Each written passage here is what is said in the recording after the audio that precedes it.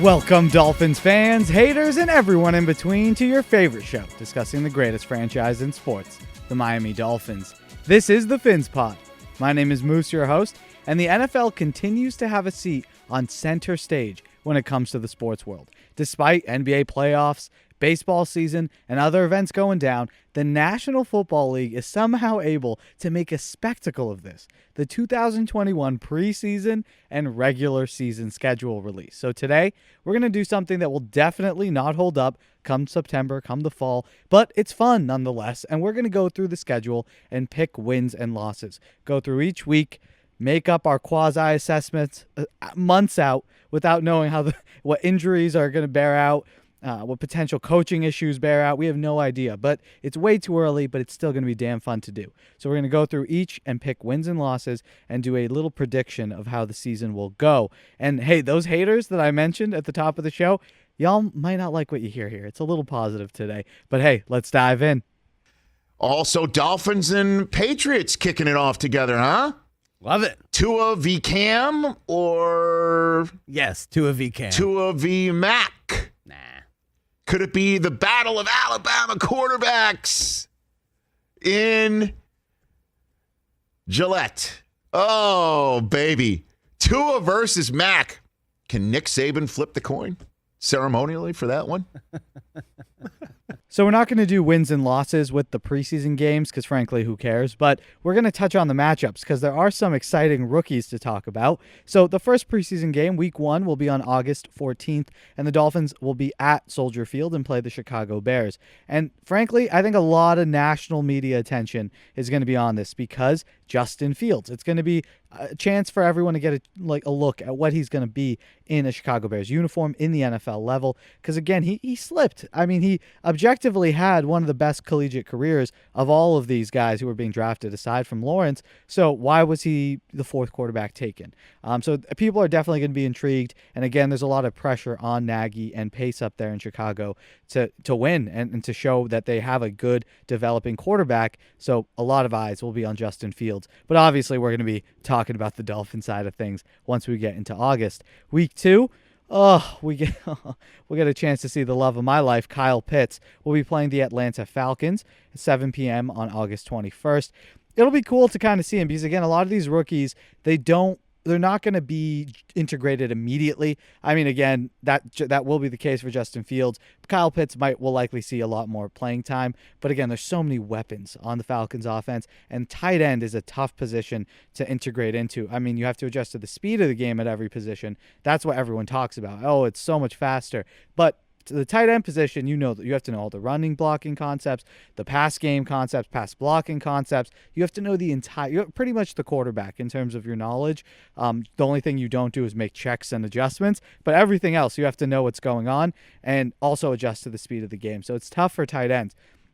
I think Kyle Pitts is different, and it'll be exciting to see him flash against our defense and see if he can flash. And then in week 3, the Dolphins play the Cincinnati Bengals. So it'll be cool to see Joe Burrow and Jamar Chase, or at least hopefully get some more Jamar Chase. But again, that'll be the final preseason game. So now that there's not a fourth, it'll be kind of interesting to see which game is used as the dress rehearsal. I would still think it would be the third week. That way they can kind of jump into the regular season, fresh, ready to roll. But it might be adjusted. It could be week 2 now is sort of that dress rehearsal game. So that'll be determined. I don't know. I think each team might approach that differently.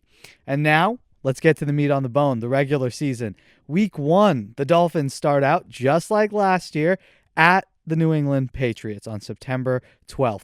And it's going to be at 4:25, which I think 4:25 p.m. on Sunday. So that kind of shows that the Dolphins, because again, we've played the Patriots, and frankly, the Patriots have been better, obviously, over the last 20 years, 25 years.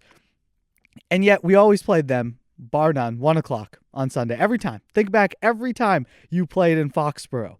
The Dolphins were playing at 1 p.m. That was just the case, unless it was a rare Monday night game or something like that. So the fact that it's just moved, it's an East Coast game, but 4:25, that means they want more eyes on it. Why? Because the Dolphins are actually contending now. And again, the Patriots people still think are going to contend. I definitely think they have a chance to get there if they throw Mac Jones in there. But if Cam's going to be the quarterback, who I absolutely think will be week 1, then I think that's a dub for us. We're going to start the season 1-0. Remember, last year, Fitzpatrick was in. It was sort of the first year with Chan Gailey and the new offense. And so it was a little tough of a matchup. We didn't know what the Patriots offense with Cam Newton was going to look like too. So they just ran the ball down our throats. And the Cam Newton had a good game. One of his best few good games of the season. So I don't think that's going to replicate itself, and I think the Dolphins are going to come ready to go, and I think that's a W. In week 2, just like last season, the Dolphins play the Buffalo Bills, September 19th at 1 p.m.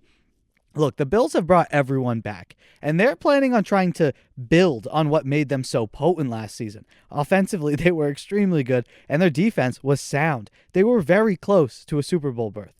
But here's my thinking. A full season now of film on the Bills offense and how specifically they attacked Miami, and attack them they did. Oh, bad. Week 17 was bad. But you know Brian Flores, if we have lost nights of sleep due to Week 17, you know Brian Flores has too. And he's going to come prepared and have an attack ready to go, a specific game plan about how he wants to contain and attack Josh Allen. That's clear. You know, it's division rivals. This isn't just, I'm not just saying it's a random team that Brian Flores is obsessed with. No, it's a team that you have to be obsessed with. You're going to be playing them twice a year forever for the foreseeable future.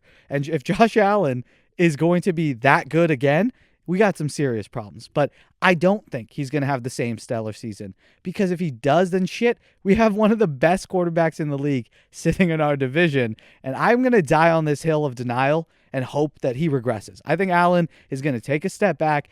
I don't think he's nearly as great. I think it was a combination of Stephon Diggs having one of the best seasons I've seen a receiver have in a while. Maybe that was just what he was doing against us, but both week 2 and week 17 of last year, he absolutely dominated. And again, they were so good on defense too. So Josh Allen was supported in many ways. The offensive play calling was excellent, and it was a new scheme for them. And it was something that the way they were attacking defenses was very difficult to contain. So hopefully that doesn't happen again, and the Bills kind of come back to earth a little bit. But the Dolphins offense, if we talk about the Dolphins specifically in this matchup, we should be better on the offensive side of the ball, which was an issue against the Bills. We couldn't control possession, and we'd get the defense back out there, and they're running around chasing Josh Allen in the backfield, chasing the receivers for 3, 4, 5, 6 seconds. Defenses get tired out. That's what happens, and then the Bills started winning and sort of being able to run the ball towards the end of the game. So if the Dolphins' offense is better, which is the plan, and you're going to see our projection for these games is built on the fact that the Dolphins' offense is improved, then I think they'll be able to control the ball more. They'll have a plan ready to go early on in the season for Josh Allen, making it overall a tighter game. And it's the home opener for Miami. So the Dolphins start 2-0 in the division. Really, hey, NFL, we're putting you on notice. The AFC East this year is running through us. So you're going to be chasing us all year. So we'll be 2-0 at that point. And then week 3, the Dolphins travel to the Vegas Raiders, September 26th at 4:05 p.m. And look, the Raiders didn't improve in the areas that they needed to. Their offense is going to take a step back. They reshuffled their entire offensive line. They haven't really found great replacements. They reached on Alex Leatherwood. Their defense still has plenty of holes. And again, their offense, a year of film now. We know what they're going to do. They're going to focus on Darren Waller, put all your attention there. And again, Miami played them last year. And both teams aren't very different, but the Dolphins, frankly, are more improved than what the Raiders have done, in my opinion. So that as well will be a W. This is going to be a good start. I really do feel confident. I think the way that the Dolphins have been building over the last couple of years, unless something happens where for some reason they come out the gate slow, but Brian Flores hasn't shown any reason for the Dolphins to be coming out the gate slow. I really do think they're going to end up coming out hot, 3-0. And then week 4, that's where we're going to run into trouble. The Dolphins play the Indianapolis Colts October 3rd at 1 p.m. And look, Carson Wentz, he's going to ball out. Mark my words. Paired back up with Frank Reich, the guy who, when he was in Philly, brought out an MVP caliber player in Carson Wentz. And look, he developed some really bad habits while he was with the Eagles towards the end of that tenure, but he was playing hero ball. When you watch the Eagles play, he had no help on offense at all, so he felt like he had to do everything, and he held on to the ball too long, forced the issue. But if he didn't, then the offense just couldn't move. So the Colts they're far from depleted. And Reich is going to keep him pointed in the right direction like he was able to do with the Eagles. And I think the Colts are going to end up being the team that soars. And look, this is a tough matchup for Miami because the Colts are everything that Miami does. The Colts are like a year ahead of us in their development. And now if they have a competent to good to, I think, potentially great quarterback in Carson Wentz next year, I'm telling you, he's going to potentially win Comeback Player of the Year. He's probably going to not be MVP level again, but easily a top 10 quarterback. And if the Colts over the last couple of years had top 10 quarterback play, they weren't getting that from Phillip Rivers, then they would have been a far more dominant team in the AFC. And I think the Dolphins, for the foreseeable future, if we end up becoming the contenders that I think we will, year in, year out, competing with solid quarterback play, keeping the offense steady while you have a good coach game planning and attacking you with a multiple defense that does not rely on one or two specific talented superstars, but rather a system, allowing you to be consistent. The Colts do that too. So I think we'll see each other a lot going forward in the AFC playoffs. And this matchup might be the first of many, and it's going to be a loss, in my opinion. It's going to be a loss. So 3-1.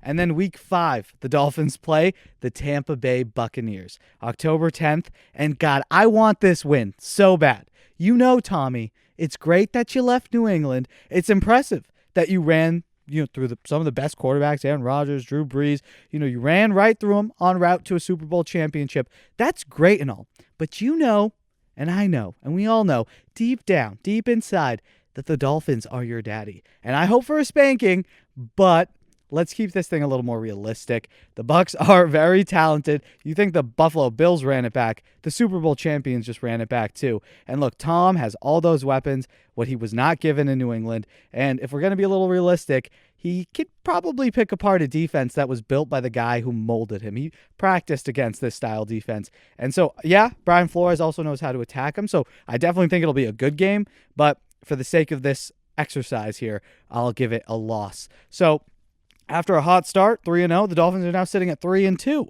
Week 6 comes along. We play, thank the football gods, Jacksonville. And it's an away game in London, so we don't have to give up a home game to play in London. And look, it's fun. I know it's probably frustrating for the players. I think some players are probably excited. And as fans, I don't know why we wouldn't be. It's cool. You get exposure internationally. There's a little more attention on you that week. And you're playing in London. That's awesome. Hello, Governor. It's cool. And it's the Jaguars. That's a win. 4-2. Easy. Trevor Lawrence, welcome to the NFL. Welcome to the Miami Dolphins defense. Meet Jalen Phillips. You've met him before in college. You're going to meet him again in London. That's a W. 4-2. Week 7, the Dolphins play the Atlanta Falcons, October 24th at 1 p.m. And look, the Falcons could have a bit of a rebirth. There's some renewed organizational faith behind Matt Ryan, and they have potent weapons. I mean, we talked about Kyle Pitts, and we're going to have a clearer picture of what this game is going to look like. Obviously, all of these games we're going to know closer to when they're actually going to be played, obviously. But as of now, if we're just looking at the rosters and where they stand, the Dolphins are better overall, defensively, significantly better on the defensive side of the ball, and they do have the horses on the defensive side to potentially match up with some of those talented offensive weapons that the Falcons have to offer. So that's a win, 5-2. And then we get to week 8. Miami travels to Buffalo on Halloween, and unfortunately, I think it will be a spooky, spooky Halloween for Dolphins Nation. I think the Dolphins cannot sweep the Bills. If they're able to sweep the Bills, then damn, this division's ours. Easy. But I don't think we're sweeping the Bills. I think most people think they're going to sweep us. I think it'll be split. Again, I don't think there's that much of a difference between the two at this point in time. So in this case, though, at that point, week 8, it's a loss. The Dolphins fall to 5-3. But then things start looking up again. The Dolphins play the Houston Texans, and we say thank you for your draft picks. Thank you for bringing us to this point, and thank you for this easy W. The Dolphins will move to 6-3. We don't need to talk much about it. Who knows if Deshaun Watson will even be playing there? Maybe he'll be traded at that point. Or if some of these allegations prove to be fruitful, which frankly some of them really, I don't know why you got 40 masseuses. I mean, like 4, 5, 10 maybe, 40. It's a little sus. But we won't get into that. But what we will get into is he might be suspended. You make the league look bad, the league likes to strike back. At least that's what they've been doing more recently. And this has made the league look bad when one of your superstars has done something like this. So I think at the very least, he'll get suspended. So maybe by week 9, he'll still be suspended. Who knows? Again, if he appeals it and then the suspension comes in a week 4, week 5, then it might be in effect. So Miami might even play a Deshaun Watson-less Texans team, which would make it even easier. But even with Deshaun Watson, I do think the Dolphins should be able to manage a victory there. Week 10. Oh, God. Oh, God. This is going to be, probably the worst week of the season. On November 11th, 11/11, on Thursday Night Football, horrible venue for this, the Dolphins play the Baltimore Ravens. And just like how I enjoy thinking that the Dolphins are Tom Brady's daddy, which I know we are, but I know who our daddy is too. It's the Baltimore Ravens. And until we can prove otherwise, this is going to be a big fat L. I cannot in my right mind say we're going to beat Baltimore. I believe they've outscored us combined with like 95-10 or something ridiculous like that in the last 2 matchups. And I know context matters. We're more improved, but I need to see it with my own eyes. Okay, I'm traumatized. The Ravens have spanked us. So 6-4 at that point in the season. Week 11.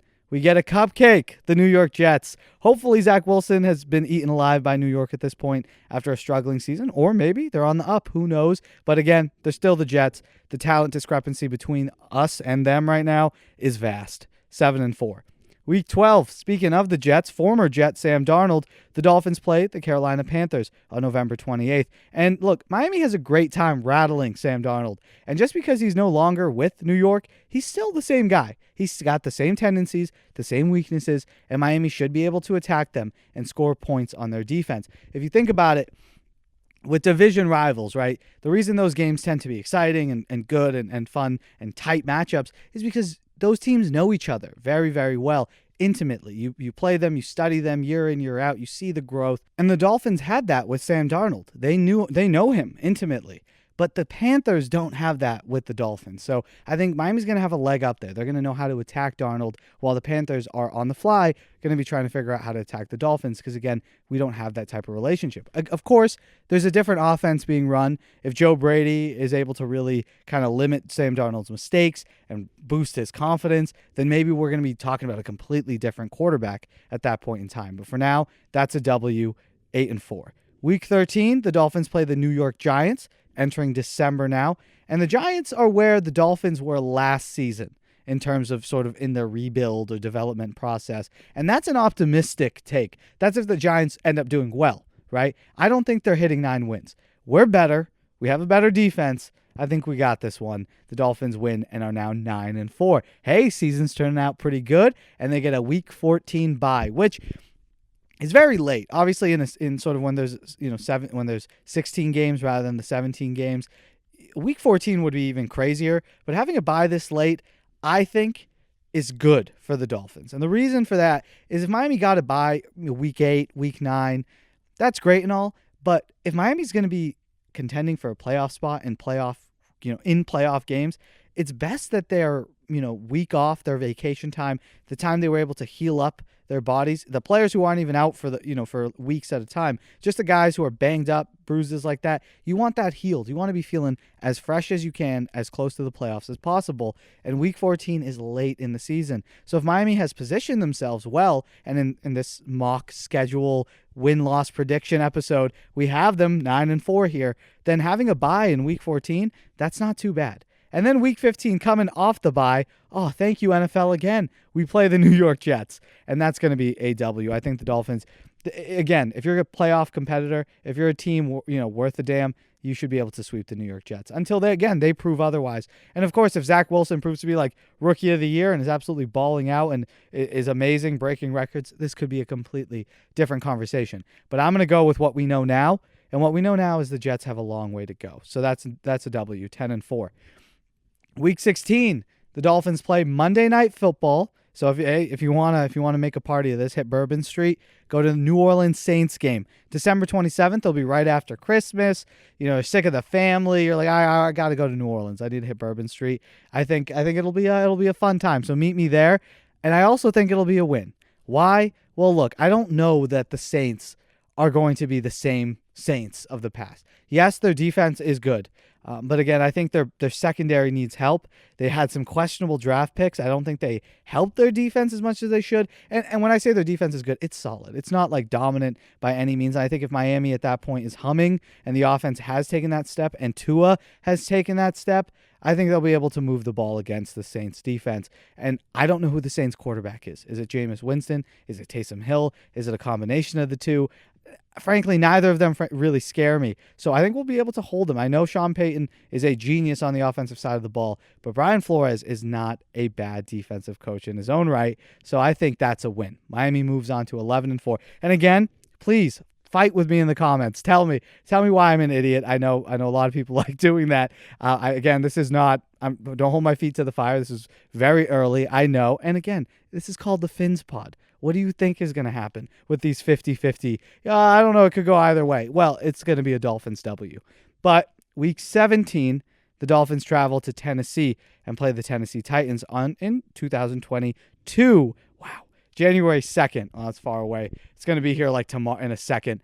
But the Dolphins play the Titans January 2nd at 1 p.m. And this one was tough.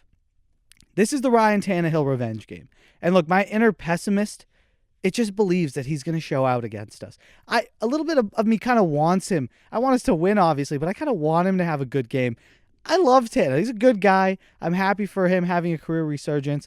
Of course, you want Tua to play better. You want to kind of prove a point, not only to the league and to Colin Cowherds out there and to Ryan Tannehill, to why we moved on. It's because Tua's better, but also to ourselves as a franchise. We made the right move because if the Titans are rolling and we're not doing that well, and then it just kind of proves maybe the development that we were trying to go for. It wasn't Ryan Tannehill. It was clear that there were other issues, and you could still win with a guy like that and not have used assets to take a guy like Tua. But again, in this scenario, that's not the case because we're 11-4. But I am not looking forward to trying to defend Derrick Henry. And I think the Dolphins, as good as they've improved their run defense, they've clearly put some attention with the signings of Benardrick McKinney, getting thicker on the defensive end, adding more defensive tackles with John Jenkins and Adam Butler. Yes, we've improved the run defense, but Derrick Henry is another type of animal. And I think that style of offense, I think that's the worst for the Dolphins. I mean, you saw them tear the Patriots apart in the way that they ran in the playoffs a couple of years ago. They had some injury concerns that kind of knocked them off midway through the season, but they started hitting their stride and almost made a push towards the end of the year. So I do think the Dolphins, and again, Mike Vrabel too, these guys kind of know each other. There's a little bit of camaraderie there, a little bit of gamesmanship between the Titans and the Dolphins. And I think they know each other intimately, and the Titans are very talented. And again, this is in Tennessee, so we're going to go loss. Ryan Tannehill gets his revenge.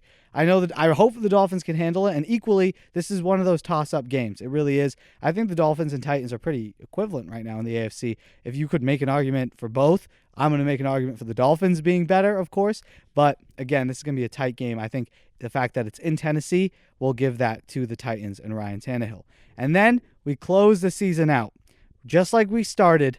Finish it up with the New England Patriots on January 9th. That's going to be so late. It's going to be so weird. But January 9th, week 18 at 1 p.m., the Dolphins will invite New England. Come on. I know it's freezing up there. It's snowy. It's cold. Everyone's angry because it's dark all the time. Come down to sunny Miami. Enjoy the weather and the heat and see if you can hang.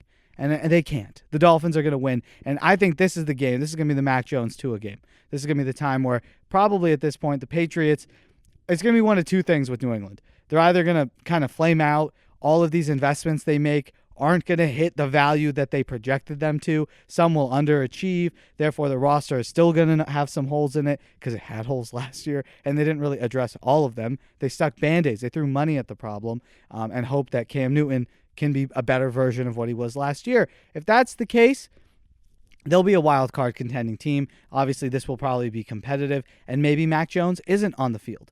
But Mac Jones is a better quarterback right now, in my opinion, than Cam Newton, just in terms of throwing the football and understanding how to diagnose defenses, putting your offense in the best position to succeed. I think he's better than Cam Newton there. So my guess is by week 18, in practice, from the way the Patriots offense performs, Mac Jones is likely going to be in, and I would like him to. I want to get a taste of what this is going to look like, so we know what to expect going forward. Again, like Josh Allen, whoever the Patriots get, we're going to have to deal with. Zach Wilson, we're going to have to deal with. So it's important we keep an extra little eye on that. But if it's Cam Newton, it's an easy dub. If it's Mac Jones, I think it's still an easy dub. The Dolphins will sweep the Patriots probably for the first time in like 20 plus years. I don't even know. But that will be glorious. And they will go 12-5. Yes, 12-5. There we have it. It's a pretty good record. Depending on how the Bills do, I think that record 12-5 might be good enough for the division. But if not, if the Bills, again, I think they won 13 games last year, so the extra game might help them, frankly, not hurt them. But if 12-5 isn't going to get the AFC East crown, it's definitely going to get a wild card slot. And in this case, the Dolphins defense continues to be a top 10 unit, which is likely is going to happen considering the upgrades they've made, like we talked about in run defense, and the consistency on the back end with Byron Jones, Xavier Howard, and Eric Rowe. The offense will have taken a step too. That's the only way the Dolphins can actually be 12-5 and contend in the AFC. Tua is playing well, and the team is probably averaging north of 25 points per game. And if the Dolphins are able to hold teams under 20 points per game, which they did last year, and which I think is very doable again, plus they got their scoring offense over 25, that's a winning recipe. And I think both could be even better. I think Miami could have 18 points a game averaged for opposing offenses and average 28 plus on offense. If the speed hits, if Tua's second year is what we all hope it can be, then yeah, I do think the Dolphins could be 12-5.